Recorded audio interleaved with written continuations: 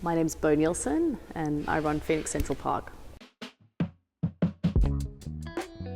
So I've been running Phoenix Central Park for 4 years, and now we host regular performances every week with a variety of different musicians, with music styles from experimental, jazz, hip hop, opera and everything in between. So the space was completed before the pandemic, and when I got involved the pandemic had just begun, and I think no one really knew how long it would go for and what the impacts would be short term or even longer term.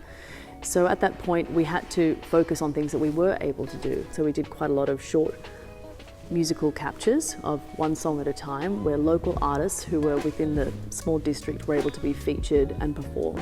And for so many of them it was a lifeline that allowed them to earn some income but also continue their craft. The thing I love about music is the ability to share a special moment between the artist and the audience. And in that moment they're together and it can't be replicated. And even if the musician performs the same song somewhere else, it will never be exactly the same. And there's something beautiful about the transient nature of that experience, which makes it so valuable. The fact that we do live shows and then also capture the artists on film allows more people to access their performances, and and gives greater attention to some of these artists that aren't so very well known. Some people who are very familiar with the artist's work and some who aren't. And so in many ways it becomes a discovery platform. I think that a lot of these music streaming services refer to themselves as discovery platforms, but that's ignoring the fact that you are funneled into a certain listening pattern that is reinforced.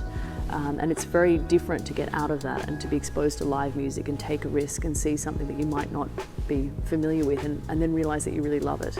Well, I think, 1300, that was amazing. So that's one of my personal favourites. We also had an amazing John Carroll Kirby show recently. That was beautiful.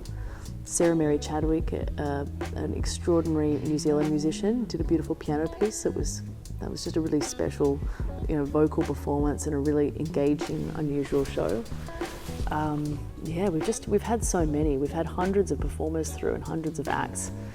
So it's wonderful that they're all so good. They all become sort of fused in my mind. The most chaotic part would be looking at so much amazing stuff and deciding what to feature. There's so much talent and people come at music and expression from so many different perspectives. So it's hard to weigh that around what our objectives are, giving artists a place to be brave and to really push the boundaries of their performance, but then also make it something that the audience can engage with. So we enjoy having classical music one week, for example, and then the next week something quite experimental. And so you might have a few audience members that have gone to both shows and have a very different experience of this space with a very different, lighting, design and everything. I mean, for example, we had Tim Hecker recently. That was an extraordinary show with these amazing subs where you could feel your heart being beat for you.